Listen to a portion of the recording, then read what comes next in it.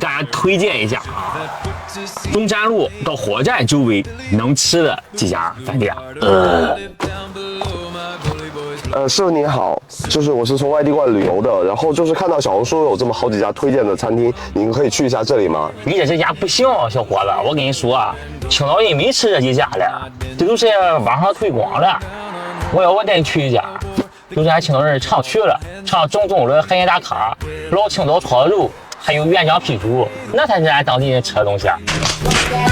哎，又被坑了！一定要避雷青岛的这些餐厅啊，太垃圾了，又贵又难吃。这种事吧，在中国可以说是各大旅游城市都会发生。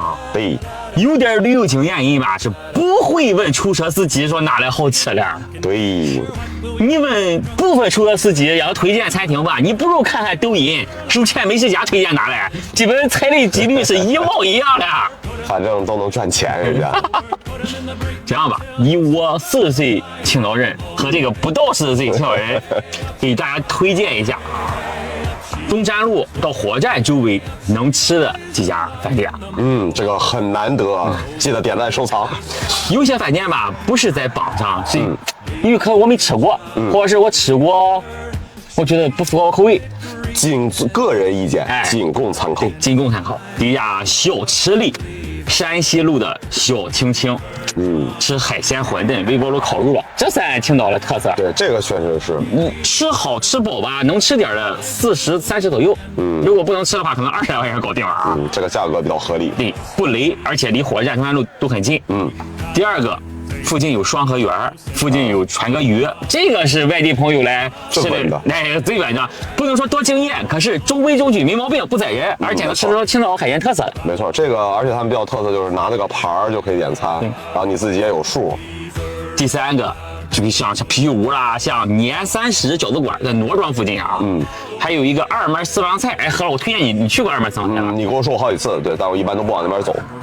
虽然这点嘛环境很一般，可是想感受一下自己拿海鲜加工的话，这两个店是没什么大毛病。